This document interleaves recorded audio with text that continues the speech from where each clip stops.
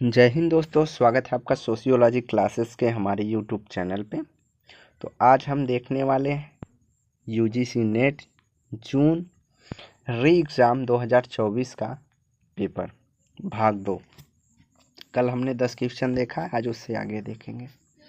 तो आज का पहला प्रश्न है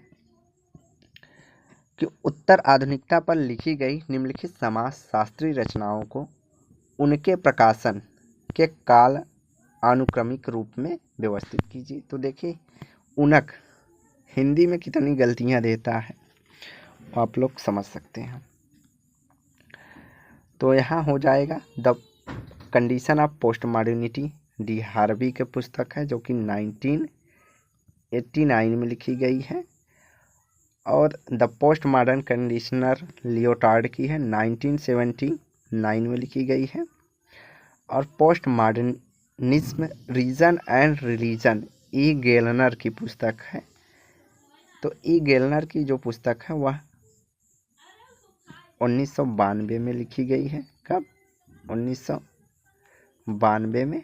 और images of the post modern society जो है एनके डेजिन की पुस्तक है, और ये जो पुस्तक है 1991 में आई है। और तो यहाँ पर देखेंगे तो द पोस्ट मॉडर्न कंडीशन पुस्तक पहले आएगी, हमारी 1979 में है। तो यहाँ पे बी हमारा सबसे पहले आएगा। एक ही ऑप्शन से हमारा क्वेश्चन ये बन जा रहा है। तो यहाँ राइट आंसर जो हो जाएगा हमारा क्या हो जाएगा? डी। तो द पोस्ट मॉडर्न कंडीशन हमारी कब आई थी? 1979 में। और condition of post modernity D Harvey की है 1989 में। उसके बाद post modernism reason and religion जो है हमारा 1992 में है। और images of post modern society जो पुस्तक है 1991 में। अगला प्रश्न है, निम्नलिखित अधिनियम को उनके अधिनियम मतलब पारित किए गए वर्ष के क्रम में व्यवस्थित किया जाए। तो बाल विवाह विरोध अधिनियम, तो बाल विवाह विरोध अधिनियम जो आया है सब 2000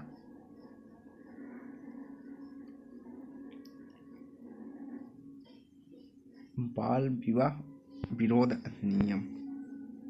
तो बाल विवाह विरोध अधिनियम जो है देखिए, एक तो 1929 में आया था बाल विवाह निषेध अधिनियम 1929 में, जिसको हम शारदा एक्ट के नाम से भी जानते हैं। और रही बात बाल विवाह विरोध अधिनियम जो है, जहाँ तक हमें पता है 2006 में आया है। तो इन दोनों को देखिए। उसके बाद स्त्री शिशु हत्या निषेध अधिनियम या कन्या भ्रूण हत्या जो निषेध अधिनियम है, यह 1870 में आया है। हिंदू विद्या प्राप्ति अधिनियम 1930 में। और सहमति की आयु अधिनियम जो है यह हमारा डी कब आया था? तो यह 1891 में आया था। उसके बाद जो है हमारा बंगाल सती विनियमन अधिनियम, तो बंगाल सती विनियमन अधिनियम जो है 1829 में आया हुआ है। तो यहाँ क्रोनोलॉजी पूछा है, तो सबसे पहले हमारा हो जाएगा कौन सा?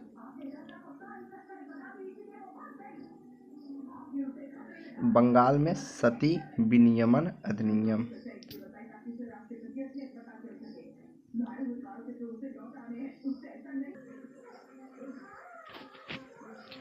तो इस हिसाब से देखा जाए तो सबसे पहले जो हमारा आएगा बंगाल सती विनियमन अधिनियम आएगा। तो ये कब आएगा? तो ये हमारा 1829 में आएगा।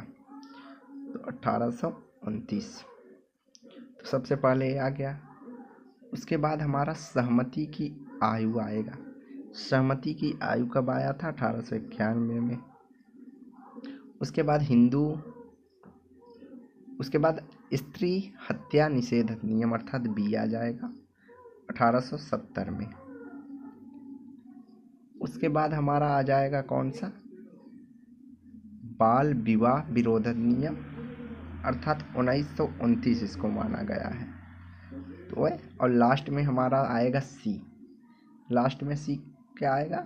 हिंदू विधा प्राप्ति 1930 में। तो यह राइट आंसर जो हो जाएगा वो हमारा होगा थर्ड।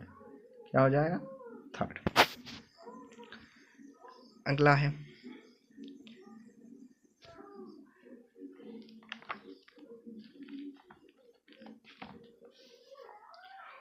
तो यहाँ पुस्तकें दी गई हैं। आधुनिकता पर लिखी गई समाजशास्त्रीय रचनाओं को उनके प्रकाश के कालक्रम अनुसार व्यवस्थित करना है। तो कालक्रम अनुसार व्यवस्थित करना है, तो आइए देखते हैं।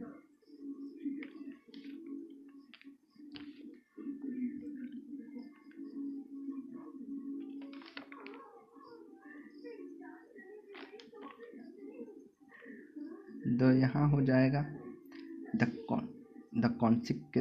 द कॉन्सिक्वेंस ऑफ मॉडर्निटी जो हमारी आई है 1990 में आई है। कब? 1990 में। लिक्विड लव जो आई है लिक्विड मॉडर्निटी 2000 में। और रिस्क सोसाइटी की बात होती है 1992 में। और फेसिंग अप टू मॉडर्निटी जो पुस्तक आई है 1977 में आई है।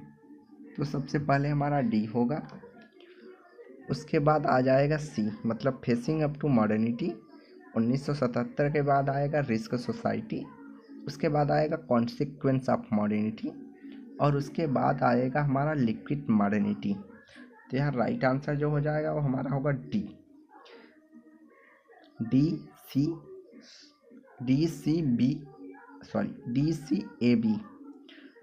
ए बी जो है हमारा राइट आंसर हो जाएगा।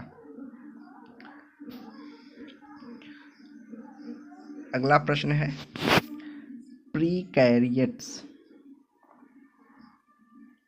प्रीकैरियट्स अर्थात अनिश्चित निर्माणाधीन एक नया वर्ग है। इसमें वे लोग सम्मिलित होते हैं जो उन श्रमिक बाजारों में पहुंच प्राप्त करने में असमर्थ होते हैं, जो कि सुरक्षित रोजगार और उचित मजदूरी पेश करते हैं। निम्नलिखित में से कौन से वर्ग इसमें शामिल किए जाते हैं? तो कौन से वर्ग शामिल किए जाते हैं?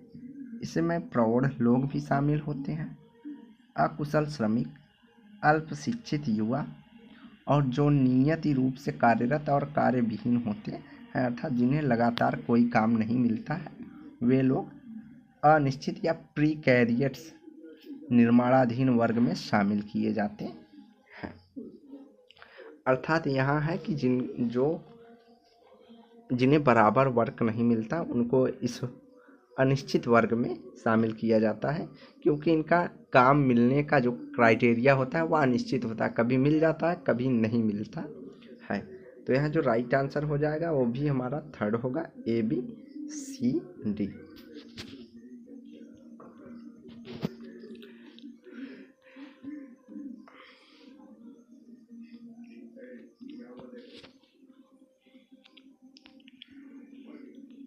अगला है निम्नलिखित में से कौन सा वेबर के वरस्टियन के विचार के लिए सत्य नहीं है? तो वरस्टियन अध्ययन की एक तार्किक या बुद्धिसंगत क्रियाविधि है, तो सही है। वरस्टियन सामान्यतः शोधार्थी द्वारा अंतःबोध और सहृदय सहभागिता का उपयोग किया जाता है, तो नहीं। वरस्टियन में योजनाबद्ध और कठिन शोध सम्मिलित है, तो सही है।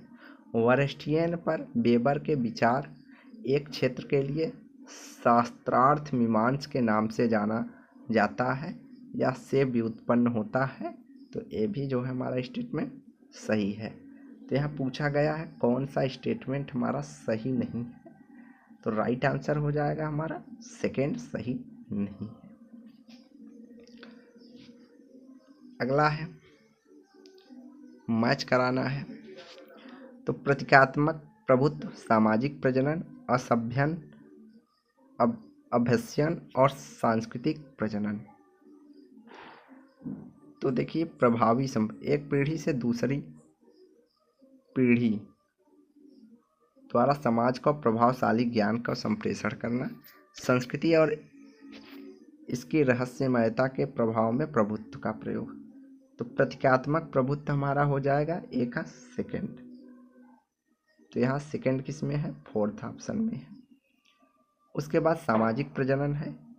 तो एक पीढ़ी से दूसरी पीढ़ी में सामाजिक वर्गों के बीच शक्ति एवं विशेषाधिकार का अनुरक्षण, जैसे पिता से पुत्र को कोई चीज शक्ति या विशेष अधिकार दिए जाते हैं। असभ्यन क्या हो जाएगा, स्ववृत्तियां लोगों को जो एक निश्चित त्रिकोण में व्यवहार करने की ओर ले जाती हैं।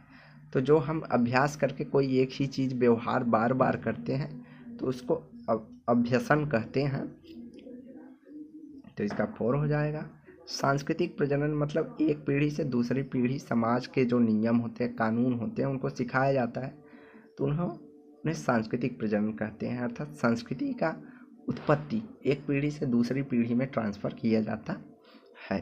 तो इसका हो जाएगा 3rd। तो यहाँ जो राइट आंसर है हमारा डी 4 हो जाएगा। अगला है ट्राइब्स टू एम्पायर पुस्तक के लेखक कौन है। तो ए मोरेट और जी लेवी ने ट्राइब्स टू एम्पायर पुस्तक लिखी है।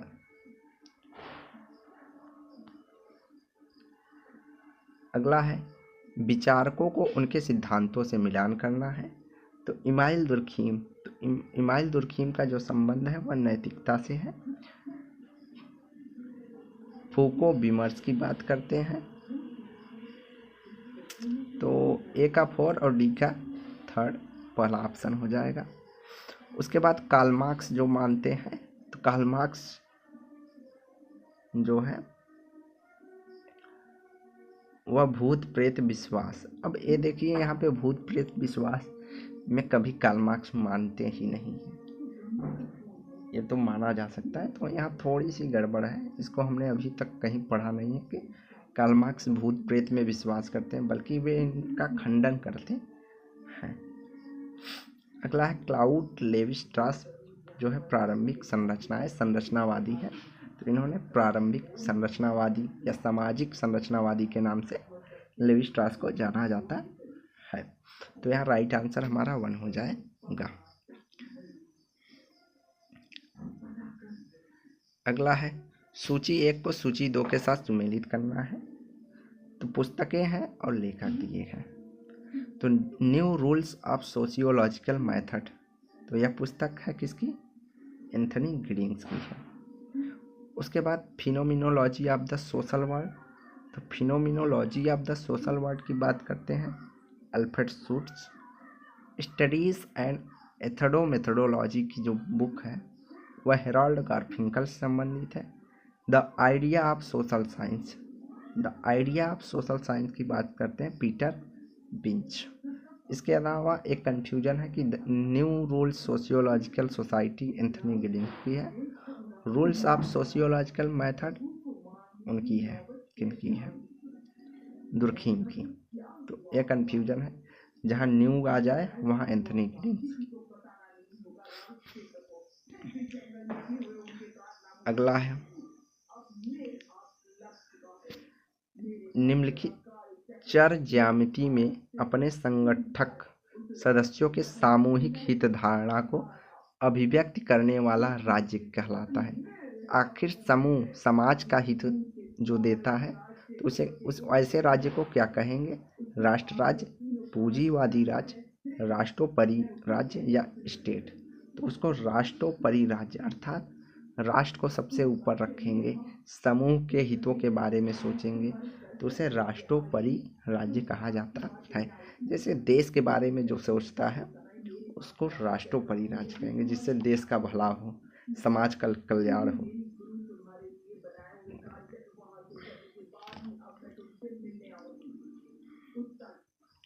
अगला है धार्मिक जीवन के प्रारंभिक स्वरूप में इमाइल दुर्खीम ने खंडन किया है। तो इमाइल दुर्खीम किस चीज का खंडन करते हैं, कांटियन ज्ञान मीमांसा के आदर्शात्मक प्राग अनुभादिक कल्पनाओं पर आधारित होता है? तो नहीं। हेगेलियन ज्ञान मीमांसा के आदर्शात्मक प्रागुणात्मक कल्पनाओं पर आधारित? तो नहीं। तो हीगल का तो कार्ल मार्क्स ने आलोचना किया। वेबेरियन ज्ञान मीमांसा जो कि आदर्शात्मक या प्राग भावात्मक कल्पनाओं पर आधारित हो? तो नहीं, क्योंकि वेबर से पहले ही दुर्खिम ने धर्म का सिद्धांत दिया था। इसके अलावा कांटियन ज्ञान मीमांसा जो कि आदर्शात्मक प्राग अनुभवात्मक कल्पनाओं के पर आधारित होता है। तो ये हो जाएगा कि उन्होंने कांट की ज्ञान मीमांसा, कांट की नहीं, कांट की ज्ञान मीमांसा के आदर्शात्मक और प्राग अनुभवात्मक कल्पनाओं पर आधारित जो सिद्धांत था उसका खंडन करके अपना सिद्धांत दिया है। तो यहाँ राइट आंसर हो जाएगा हमारा 4। अगला है प्रौद्योगिकी को सामाजिक रूप में आकार दिया जाता है। इस कथन के बारे में कौन सा सही नहीं है? कौन सा सही नहीं है? तो प्रौद्योगिकी परिवर्तन सामाजिक कारकों द्वारा अनुकूलित होती है, सही। प्रौद्योगिकी अभिकल्प प्रकार वैज्ञानिक प्रौद्योगिकी तर्कसंगतता के आंतरिक मानक की तुलना में वस्तुतः सामाजिक प्रक्रिया का परिणाम होता है। तो यह नहीं है। प्रौद्योगिकी परिवर्तन एक नियत रैखिक पथ का अनुसरण करते हैं जिसकी व्याख्या कुछ आंतरिक प्रौद्योगिकी तर्कों के संदर्भों द्वारा की जा सकती है। तो इस कथन सही है।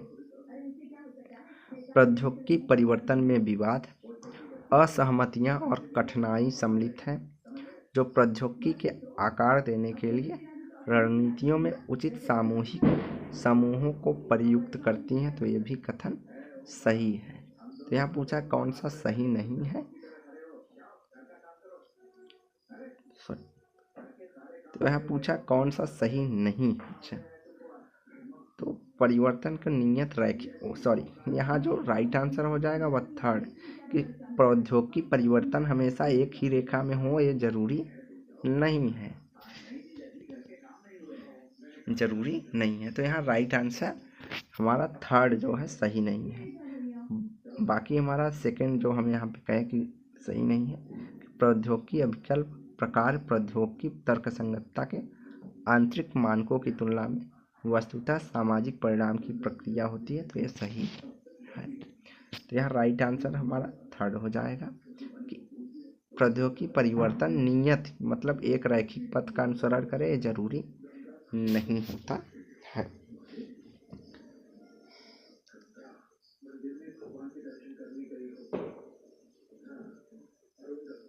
अगला है एक व्यक्ति अपने वंश के सदस्यता यथा तथ्य में लाक्षणिक रूप से उसके हृदय के निकट है, क्योंकि जिन्होंने अपने खेत और चूल्हे अलग कर लिए हैं उनके बाद भी वे अपने भ्रातृनिष्ठा बनाए रखते हैं। यह दैव वृत्ति पाई जाती है, क्योंकि अब जैसे हमारे यहाँ क्या प्रथा है कि लोग भले ही अलग हो जाते हैं लेकिन वे भ्रातृनिष्ठा बनाए रखते हैं।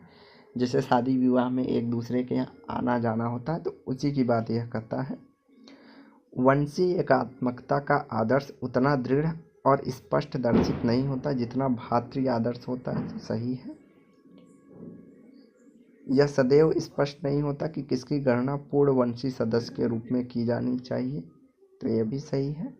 वंशी बंधन कई पीढ़ियों के बाद समाप्त हो जाते हैं। ये भी सही है कि जब 8-10 पीढ़ियाँ होंगी तो ऑटोमेटिक वो चीज़ें समाप्त हो जाती हैं। बाध्य पीढ़ियों की संख्या स्पष्ट रूप से नियत नहीं है कि हमें किन से रिलेशन रखना है, किन से कितनी पीढ़ियों से कितनी नहीं, तो इसकी स्पष्टता भी नहीं होती है। एक पिता के भ्राता का पुत्र को एक दूरस्थ गांव में चला जाता है, अनुष्ठान परंपराओं के उद्देश्य से एक सदस्य है, परंतु सामूहिक गतिविधि में पूर्ण रूप से भाग नहीं ले सकता। तो ये भी सही है कि क्या है, पिता के भाई के पुत्र कई बार देखो हमारे यहाँ अनुष्ठान या परंपरा होता है उसमें पूरी तरह से भागीदार नहीं होता है, लेकिन कुछ कार्यक्रमों में भागीदारी होती है। तो ये भी सही है। यहाँ पे जो है 5 सही है, जिस कारण हम वंशावली या वंश परंपरा का या भयवद्दी निभाते हैं। एक तरह से हमारे यहाँ यूपी की भाषा में भयवाद होते हैं वंश से जुड़े हुए लोगों को। तो ABCD सभी सही है। अगला है पूंजीवाद। पूंजीवाद व्यर्थ जनसंख्या को जन्म देता है, न केवल निर्धन और शरणार्थी बल्कि बड़ी संख्या में कैदियों और अन्य बाहरियों की आबादी को बढ़ाता है। तो यह कथन किसका है? तो यह कथन है जिंगट बोमैन का। किसका? जिंगट बोमैन। इन्होंने कहा कि पूंजीवाद जैसे जैसे बढ़ेगा उससे वैसे जनसंख्या बढ़ेगी। जहाँ पूंजीवाद होगा लोग काम करने के लिए आएंगे तो जनसंख्या ऑटोमेटिक बढ़ेगी, और इसमें ज़्यादातर निर्धन लोग रहेंगे, और कुछ तो ऐसे लोग भी आएंगे जो बाहर देशों से आके वहाँ बसे रहेंगे। इनके साथ साथ आपराधिक गतिविधियाँ बढ़ेंगी, और आपराधिक गतिविधियाँ बढ़ेंगी तो कैदियों की संख्या भी बढ़ती है। तो जिंगट बोमैन कहते हैं। अगला है एक शोध परियोजना को निम्नलिखित शोध गतिविधियों को कालक्रम अनुसार में व्यवस्थित किया जाए। तो एक शोध परियोजना को निम्नलिखित गतिविधियों को कालक्रम के अनुसार व्यवस्थित किया जाए। तो शोध में सबसे पहले हम क्या करते हैं? तो शोध में सबसे पहले हम शोध समस्या का सूत्रीकरण करते हैं। किसका? समस्या का। तो यहाँ 2 ऑप्शन हमारा ऑटोमेटिक निगलेक्ट हो गया। उसके बाद शोध समस्या का निगलेक्ट करने मतलब चयन करने के बाद हम प्रतिदर्श का चयन करते हैं, तो BD हो जाएगा।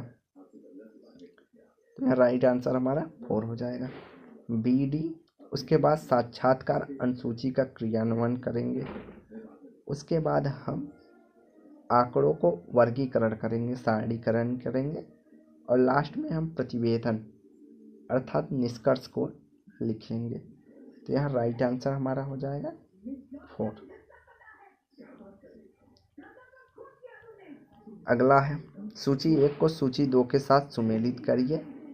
तो मैजिक साइंस एंड रिलीजन पुस्तक दिया है, लेखक मैजिक साइंस एंड रिलीजन जो पुस्तक है, तो ये आप सभी को पता होगा कि मैजिक साइंस एंड रिलीजन की बात करते हैं Malinowski. The poverty of philosophy,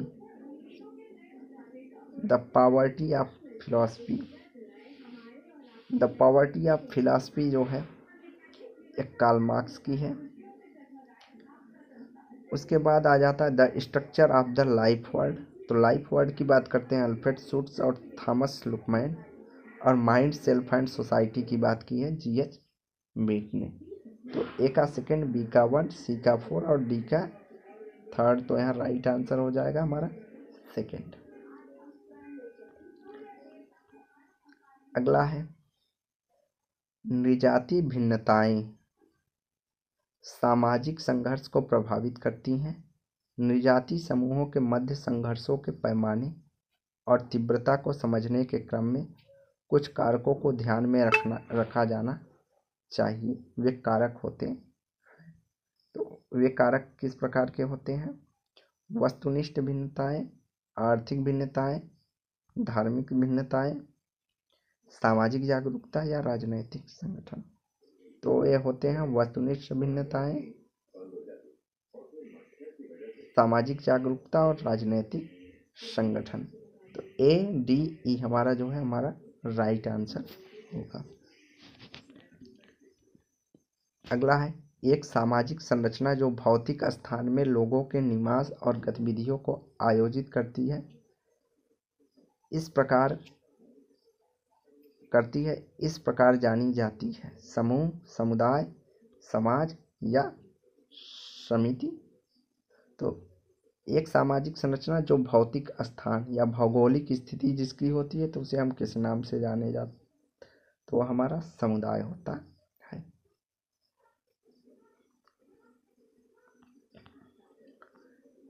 अगला है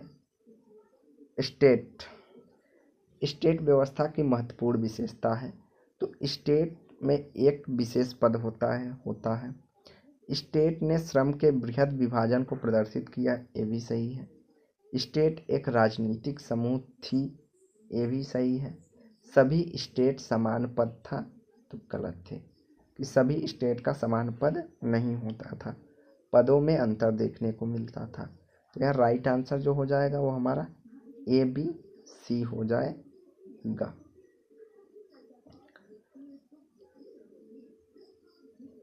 अगला है,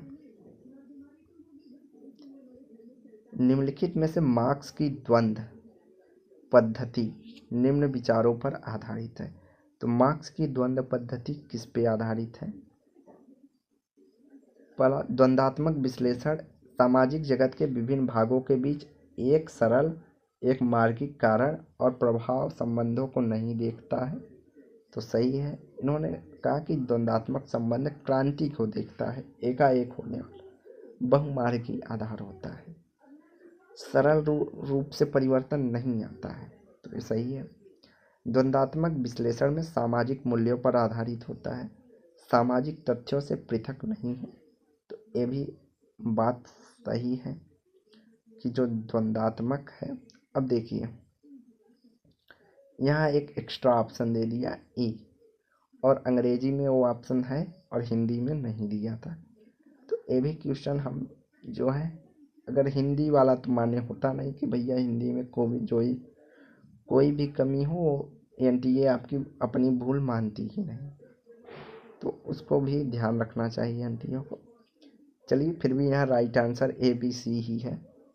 तो द्वंद्वात्मक विश्लेषण सामाजिक जगत के विभिन्न पक्षों के मध्य भीतर के संबंधों पर ध्यान केंद्रित करता है। तो ये भी सही है कि अंतर्द्वंद की बात करता है। इन्होंने कहा जो भी चीज़ें होती हैं वो अपने आंतरिक द्वंद्व के कारण परिवर्तित होती हैं। तो ये बात सही है। द्वंद्वात्मक विश्लेषण का संबंध केवल भौतिक जगत से है, सामाजिक जगत से नहीं, न कि सामाजिक जगत से। तो ये बात जो है मार्क्स ने नहीं कहा है। अब मार्क्स ने सामाजिक जगत में जो परिवर्तन होता है उसका भी कारण द्वंद्व को माना है। तो ये भी सही है, जो है ये गलत है। सामाजिक जगत में द्वंद्वात्मक विश्लेषण देखने को मिलता है। तो यहाँ जो राइट आंसर हो जाएगा वो हमारा ABC जो है सही है। क्या कि द्वंद्वात्मक विश्लेषण सामाजिक जगत के विभिन्न भागों को एक सरल एक मार्गिक कारण प्रभाव संबंधों को नहीं देखता। सही है। द्वंद्वात्मक विश्लेषण सामाजिक मूल्यों पर आधारित होता है, जो कि सामाजिक तथ्यों से पृथक नहीं होता। सामाजिक मूल्य सामाजिक तथ्य से जुड़े होते हैं, ये भी सही है। द्वंद्वात्मक विश्लेषण में सामाजिक जगत के विभिन्न पक्षों के मध्य संबंधों पर ध्यान केंद्रित किया जाता है। तो ये भी हमारा सही है, ABC सही है। तो राइट आंसर हमारा थर्ड हो जाएगा। तो आज की वीडियो हम यहीं समाप्त करते हैं। वीडियो को लाइक एंड शेयर करें, चैनल को सब्सक्राइब करें। धन्यवाद।